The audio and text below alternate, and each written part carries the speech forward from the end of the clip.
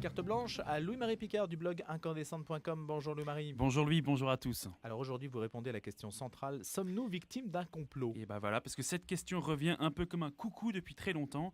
Chaque événement du plus grave au plus farfelu est l'occasion de crier au complot. Et cette semaine, le député FN du Gard Gilbert Collard a affirmé être selon lui la cible d'un grand complot et même sa certitude d'être sur écoute, puisque invité par Guillaume Durand, l'avocat a affirmé ceci. Bon, moi je suis sur écoute, je le sais, parce que mon téléphone de temps en temps se déclenche tout seul et me dit, c'est incroyable, mais vrai, répétez ce que vous venez de dire. Bon, je vois pas comment le téléphone pourrait se déclencher tout seul. Bon.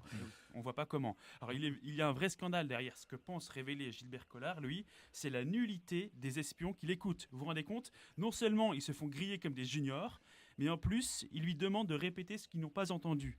Alors là, nos services de renseignement sont en passe d'être la risée du monde, sauf s'ils n'étaient pas sur écoute. Alors sur écoute ou pas sur écoute? That's the question, telle est la question. En réalité, pas au sens où il le dit. La vraie raison, c'est que Gilbert Collard a peut-être appris par cœur le code de procédure pénale, mais certainement pas la notice de son iPhone. La fameuse phrase « répétez ce que vous venez de dire » n'est vraisemblablement pas l'œuvre d'un pied nickelé qui s'adonnerait à l'espionnage politique, mais bien du programme Siri qui permet de lancer des recherches dans le téléphone grâce à la dictée vocale. On comprend qu'être suivi par un cabinet noir fasse peur à un député, du FN qui plus est, mais que Gilbert Collard se rassure, il n'est pas dans ce cas précis victime d'écoute en haut lieu. Après, libre à lui de porter plainte, il pourrait aussi porter plainte contre son pouce qui a révélé au monde l'intégralité de ses mots de passe en postant sur Twitter une capture d'écran de tous ses identifiants. Pourtant, les complots, les écoutes, tout ça, ça existe. Oui, évidemment, dire que les complots n'existent pas, c'est un leurre.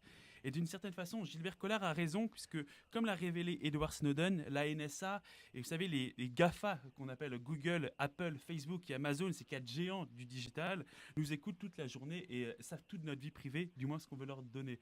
Mais même Radio Notre-Dame nous écoute dans la nuit, c'est pour dire.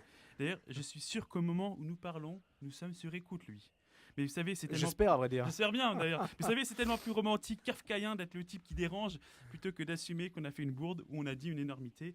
Alors, pour conclure, les cabinets noirs existent-ils? Probablement. Il y a des écoutes politiques, évidemment. Après, ce n'est pas parce qu'il y a des embouteillages, une météo pourrie ou plus de café dans la machine qu'il y a complot.